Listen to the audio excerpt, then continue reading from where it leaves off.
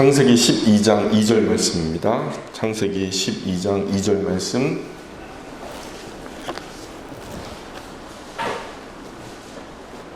창세기 12장 2절 말씀 우리 같이 합독하겠습니다. 시작. 내가 너로 큰 민족을 이루고 네게 복을 주어 네 이름을 창대하게 하리니 너는 복이 될지라. 아멘. 우리는 일반적으로 복의 근원은 하나님이라고 잘 알고 있죠. 그래서 우리가 찬송 중에도 복의 근원 강림하사 찬송하게 하소서 하는 복의 근원이 이제 하나님이시라는 거. 그 하나님이 왜 강림하실까요? 오늘 하고자 하는 이야기의 주제가 바로 그런 겁니다. 자, 그런데요, 우리가 이제 그런 복의 근원이 되시는 하나님께 가장 큰 복을 받은 사람이 이제 아브라함이라고 생각해요. 복의 사람, 아브라함. 그래서 우리는 가장 큰 복의 사람 아브라함으로 인식하고 있거든요. 복의 사람 아브라함, 복의 근원 아브라함, 참 멋진 이름이죠. 우리도 그런 이름 갖고 싶죠. 그런데 그래서인지 그런 이 아브라함 이퀄 복이라고 하는 것에 대한 우리의 마음이 좀 일반화된 것 같아요. 제가 봤던 한 집회 홍보를 위한 카피라이트가 하나 있었는데 이제 거기에 한 걸음 더 나아가요. 우리가 아브라함은 곧 복이다라는 것을 넘어서서 당신도 아브라함이 될 수 있다. 당신도 아브라함이 될 수 있다. 벌써 딱 감이 오죠. 제가 그 집회에 참석은 못 해봤지만 대략 그 내용은 잘 알 수 있었어요. 그러나 당신도 아브라함이 될 수 있다는 이제 말의 의미 안에서 우리가 자주 범하는 실수가 있다는 것을 생각해 봅니다. 한국교회 많은 그리스도인은 과연 아브라함이 하나님께로부터 받은 그 복의 의미를 어떻게 이해하고 있을까? 아브라함이 받은 그 복은 도대체 무엇일까? 우리는 하나님께서 아브라함을 본토 친척 아비집으로 부르면서 너는 복이 될 것이다 이렇게 말씀하셨을 때 하나님은 아브라함, 장차 아브라함의 어떤 부분을 두고 복이라고 말씀하신 것일까? 많은 그리스도인은 복이 된다 이런 말, 이 의미에 대해서 구체적으로 다루기보다는 피상적으로 또는 추상적으로 그렇게 생각하는 경향이 강합니다. 이 본문뿐만 아니라 다수 본문에서도 그리스도인들은 성경을 아주 피상적으로 추상적으로 읽는 경향이 많아요. 대충 두루뭉술하게. 그래서 아브라함의 복에 대해서도 우리가 초점이 맞지 않아요. 그저 일반 세상이 말하는 것처럼 그런 대체적인 복, 뭐든 잘 되는 복, 뭔가 성공하는 복, 뭔가 대체적으로 승리하는 복, 그런 것인가 보다 막연하게 생각하는 분들이 많거든요. 그래서 그저 하나님이 복 주셨다니까 아브라함이 여하튼 잘 될 거다, 뭐 이런 생각, 이런 식의 모호한 개념으로 생각을 하기 쉬워요. 하나님께서 아브라함에게 수여한 복을 일반적인 세상의 복 정도로 생각해요.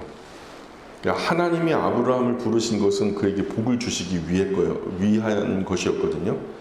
그래서 즉 땅에서 누구보다 잘 되게 하기 위해서 부른 것이다 라는 식으로 우리가 인식한다면 사실 아브라함보다 더 잘 되는 사람은 없어야 되거든요. 사실 우리가 잘 알듯이 아브라함보다 더 잘 되는 사람 많거든요. 이렇게 우리가 튀미하고 모호하고 또 두루뭉술하고 아리까리한 생각으로 성경을 어설프게 바로 이것이 아브라함의 복이다. 우리도 아브라함처럼 잘 될 것이다. 이렇게 생각해요. 이 말씀을 읽고 적용하면서 나도 아브라함이다 하는 그 맥락 안에 그런 마음이 있지 않을까. 쉬운 예로 어떤 설교하시는 분이 아브라함이 하나님께 복을 받은 이유를 설명하시는데 어떻게 설명하냐면 이것도 라디오에서 들은 거예요. 라디오에서 뭐라고 말하냐면 하나님께서 본토 친척 아비집을 떠나라 하셨더니 군말 없이 단번에 순종하고 떠났다. 아주 그냥 그것은 쉬운 결단이 아니다. 이민을 가는 거다. 아주 큰 결단을 했다. 그러니까 보통 사람 가지고는 그런 이민을 간다. 하나님의 한 말씀에 이민을 간다. 일가친척 아비집을 자기의 본거지가 되어진 그 익숙한 풍경을 다 뒤로 하고 외국으로 이민을 간다. 이게 쉬운 일이냐. 쉽지 않았기 때문에 큰 복을 받았다. 이렇게 설교를 하시는 걸 제가 들었어요. 또는 아브라함이 어려운 상황 속에서도 하나님께 순종해서 복을 받았다. 그러니 우리도 어렵지만 순종을 잘하면 복이 된다. 뭐 이렇게 풀어서 설명을 하더라고요. 요즘 젊은 세대 찬양에도 이런 가사의 내용이 담겨져 있어요. 당신은 하나님의 언약 안에 있는 축복의 통로. 우리도 많이 찬양했었잖아요. 근데 그런 이 찬양의 가사에서도 아브라함의 복을 염두에 두고 쓴 가사는 분명하죠. 뭔가 복의 통로. 그래서 이 찬양을 부를 때의 축복의 통로가 되라는 그런 의미의 이해 방식도 비슷하죠. 이 찬양을 부를 때 젊은이들이 다른 사람들을 향해 손을 펴가지고 당신도 바로 하나님의 언약 안에 있는 축복의 통로입니다. 누구처럼? 아브라함처럼 그렇게 얘기하거든요. 과연 아브라함에게 선언된 복을 이런 식으로 해석할 수 있을까? 과연 그렇게 해석해서 오늘 우리 일상으로 가지고 와서 우리도 잘 될 거야. 뭔가 승리할 거야. 성공할 거야. 뭔가 안 되던 것들이 다 풀려서 잘 될 거야. 이렇게 해석해도 되는 걸까? 아브라함에게 약속된 복을 우리의 행복을 위해서 또 우리의 복으로 함부로 가져와서 우리의 것으로 적용해도 되는 것일까? 괜찮은 것일까? 우리는 창세기 12장을 읽으면서 내가 혹은 당신이 혹은 우리가 이 복이 되기 원합니다 라고 말해도 과연 괜찮은 걸까? 이제 우리가 고민해 봐야 됩니다. 단정적으로 말하자면 하나님이 아브라함에게 말씀하신 복은 나나 당신 우리의 행복을 위한 이 땅에서의 받는 그 복을 의미하는 것은 아닙니다. 하나님이 아브라함에게 주고자 하신 복은 선명하고 구체적인 어떠한 사실, 한 가지 사실을 가르치고 있어요. 아브라함에게만 주어진 그 한 가지 사실. 그러니 피상적으로 추상적으로 아무 곳에서나 적용할 수 있는 만능 열쇠 같은 그런 복이 아니라는 거예요. 이 복은 아무렇게나 적용이 되어서는 안 된다는 거죠. 말씀이 가르치는 한 사실에 정확하게 초점이 맞추어져 있어서 그 사실에만 적용되어야 맞는 거라는 거죠. 제가 어떻게 그렇게 단정적으로 말씀을 드릴 수 있을까요? 예? 다른 말로 아브라함이 순종을 통해서 하나님의 복을 받았다라는 것을 다른 방식으로 나나 당신 우리에게 적용하면 왜 안 되는 것일까요? 안 돼요. 결론적으로 말하면 안 돼요. 절대로 안 돼요. 왜냐하면 아브라함에게 약속된 복은 우리가 생각하는 그런 일반적인 복과는 또 세상이 말하는 그런 일반적인 세상의 복과도 큰 차이가 있기 때문에 분명히 다르기 때문에 그래요. 아브라함에게 주어진 복이 무엇인지는 1차적으로 본문 안에서 우리가 발견돼야 되거든요. 우리가 읽었던 창세기 12장 2절 말씀은 너는 복이 될 것이다 말씀하죠. 근데 바로 뒤이어 나오는 3절에는 뭐라고 나와요? 자, 3절에서는 이 복에 관한 의미가 기록되고 있어요. 이 복. 자, 우리가 2절은 한번 읽어볼까요? 시작. 내가 너로 큰 민족을 이루고 내게 복을 주어 내 이름에 창대하게 하리니 너는 복이 될지라. 여기서 복의 내용은 안 나와요. 그냥 복이라고만 나오지. 근데 3절에 보니까 뭐라고 나와요? 계속 읽어볼게요. 너를 축복하는 자에게는 내가 복을 내리고 너를 저주하는 자에게는 내가 저주하리니 땅의 모든 족속이 너로 말미암아 복을 얻을 것이라 하신지라. 자, 먼저 우리가 생각할 것은 히브리어 본문으로서 이 12장 3절의 말씀을 보면 개역 한글판 성경에서는 너는 복의 근원이 될 것이다 이렇게 말하고 있어요. 복의 근원. 근데 우리가 히브리어 원어상으로 보면 그냥 복이 될 것이다. 복 자체가 될 거다. 이렇게 얘기하거든요. 그러니까 바른 해석은 뭐냐면 너는 복의 근원이 될 것이다가 아니라 너는 복이 될 것이다. 이게 그래서 우리가 지금 개역 개정판 성경에서는 그렇게 바르게 번역이 돼서 너는 복이 될 것이다. 그렇게 번역이 됐어요. 자, 이제 중요해요. 아브라함이 복이 된다는 말의 의미는 창세기 12장 3절에 나타나듯이 땅의 모든 족속이 그로 말미암아 복을 얻게 된다는 거예요. 맞죠? 자, 거기다 한번 밑줄 그어보세요. 땅의 모든 족속이 그로 말미암아 복을 얻게 된다는 거기다 밑줄 그어보시고 이 말은요. 아브라함은 모든 사람에게 복의 통로가 될 것이다. 아브라함을 통해서 많은 사람들이 복을 얻게 될 것이다.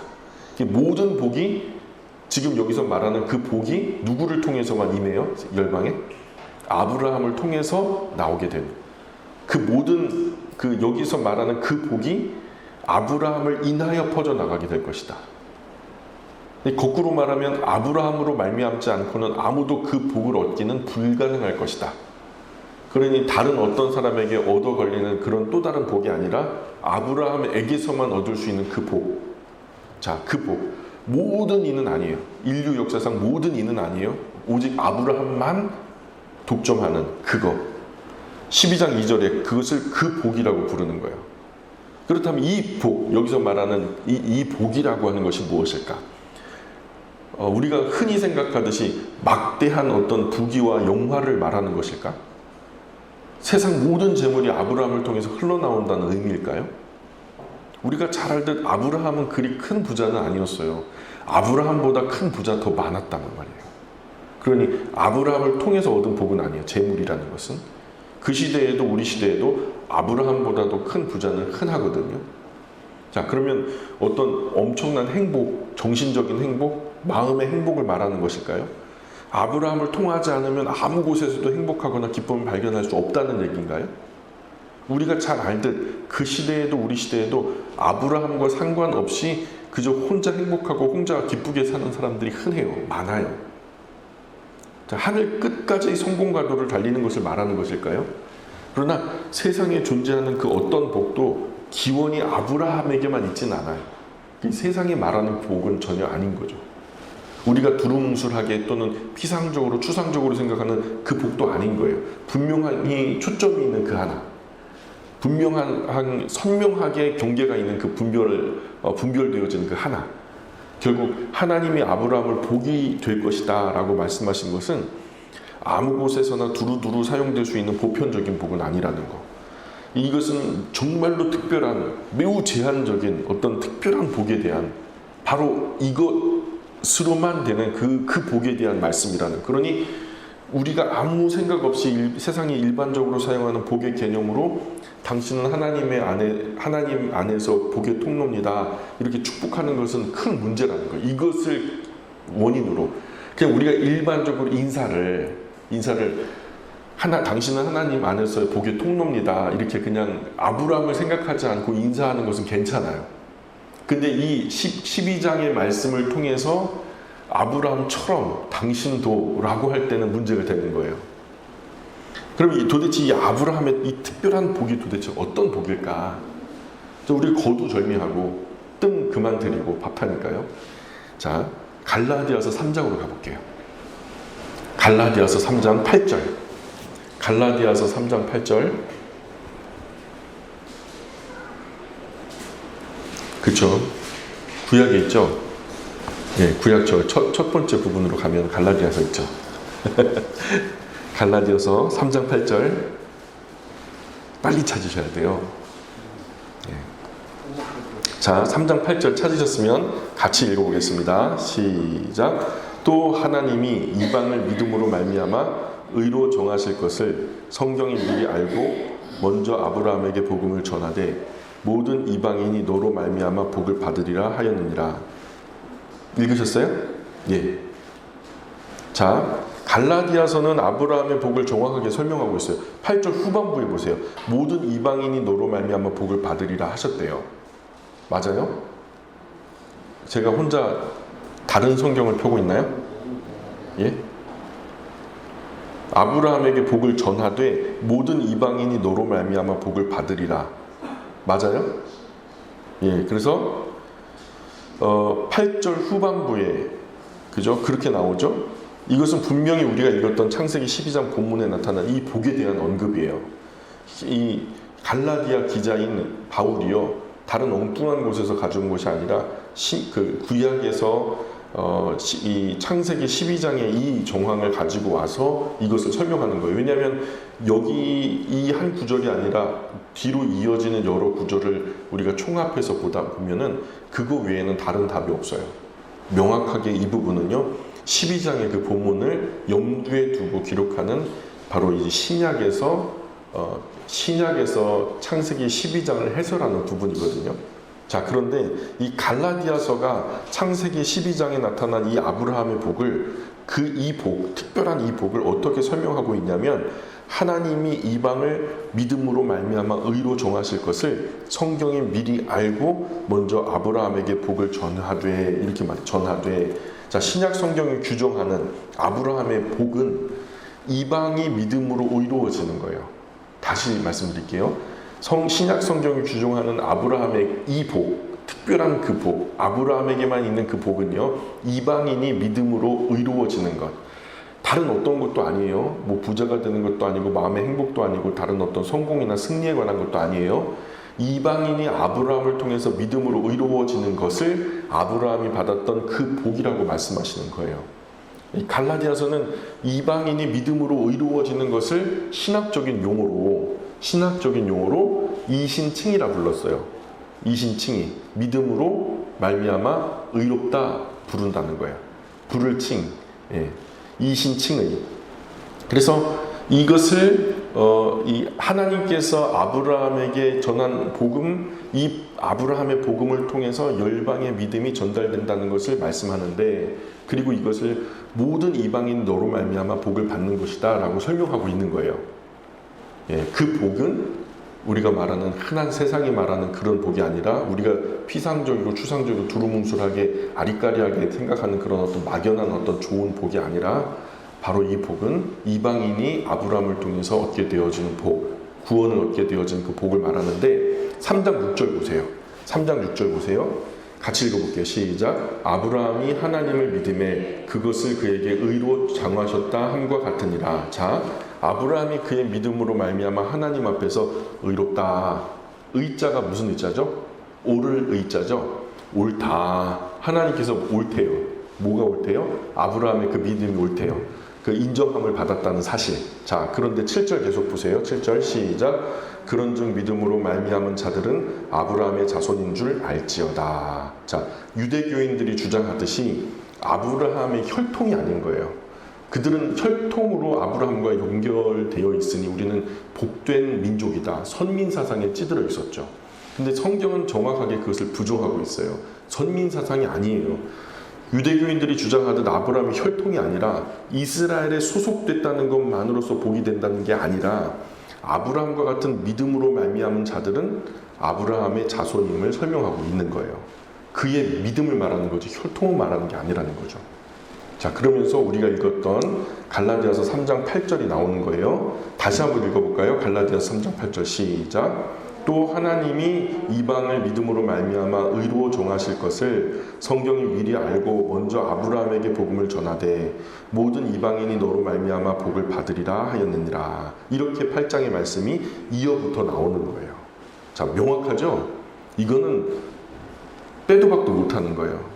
이건 유일한 그 복, 한 복을 말하는 거죠. 따라서 창세기 12장에서 하나님께서 아브라함에게 복이 될 거라고 말씀하신 것은 세상이 일반적으로 말하는 보편적이고 피상적이고 추상적인 어떤 복에 대한 것이 아니라 믿음으로 의로워지는 것. 조금 다르게 표현하자면 아브라함의 자손으로 오시는 하나님, 곧 예수 그리스도를 믿고 구원받는 것을 말하는 거예요. 아브라함과 다윗의 자손 예수 그리스도의 세계라. 복음이 시작이라. 그것이 뭐냐? 바로 그 복음, 복된 소리, 아브라함에게 주어졌던 그 복된 소식이 이제 실현되고 있다는 거예요. 그게 바로 뭐냐? 예수 그리스도를 믿고 구원을 얻는 것. 그것이 유대인으로부터, 특히 아브라함부터 시작됐지만, 그러나 그것이 이스라엘이라고 하는 민족의 벽을 넘어서 열방으로 퍼져나가게 될 것. 아브라함의 복은 다른 것이 아니에요. 아브라함과 같은 신앙, 같은 믿음 안에서 그 같은 믿음 안으로 들어와야만 구원을 얻을 수 있다는 믿음. 왜 창세기가 땅의 모든 족속이 너로 말미암아 복을 얻을 것이다 말씀했어요? 이 복이 땅의 다른 복이라면 아브라함 외에도 다른 많은 복의 방법들이 있을 수 있을 거예요. 뭐 부자가 된다, 뭐 마음의 평화를 얻는다, 뭐 만족을 얻는다, 승리를 한다, 성공을 한다. 그러면은 다른 성공한 사람들, 다른 승리한 사람들 이야기가 수두룩 빽빽하게 있거든요, 역사 안에. 근데 오직 이 복은요, 아브라함을 통해서만 나와요. 이 복이 우리가 앞서 살펴봤던 구원이라고 한다면 그것은 오직 아브라함과 그의 자손으로 오시는 메시아, 우리식으로 말하면 구주, 또 헬라식으로 말하면 그리스도에게만 나타나는 곧 즉 복은요 우리가 아닌 거예요. 그 복은 우리가 아니라 곧 예수 그리스도가 이 복이다. 확실한 초점이에요. 아주 송곳과도 같이 우리 김호선 집사님 아까 송곳처럼 찔러달라 그랬는데 바로 그 복은 송곳처럼 찌를게 예수 그리스도라. 예수 그리스도라. 이런 의미에서 우리는 온 우주 최고의 신령한 복을 받은 사람이에요. 저도 여러분도 다른 어떤 이유 때문에 이 자리에 앉아있는 게 아니잖아요. 예수 그리스도, 우리를 구원하신 구원자 예수님 때문에 이 자리에 있는 거죠. 따라서 우리는 이 본문을 우리가 보편적이고 일반적인 세상의 복을 기대하는 그런 본문으로, 그런 복으로 적용하는 것은 절대로 안 될 일이다. 다른 사람들은 그렇게 모르고 사용해도 적어도 이 자리에서 우리 수요특강을 들은 분들은 절대로 그렇게 활용하면 안 되는 구절이라는 것을 이해하셔야 돼요. 이것 때문에 또 싸우지는 마시고. 네. 이 복은 곧 예수 그리스도셨고 예수 그리스도는 성취되셨어요. 갈라디아서 본문은 우리의 구원이 율법에 있지 않다라고 말해요. 우리의 구원은 곧 나무에 달려 하나님의 저주를 받으신 바로 예수 그리스도. 3장 13절 한번 보실래요? 갈라디아서 3장 13절. 마지막으로 요 한 구절 읽고 마칠게요. 자, 갈라디아서 3장 13절 시작.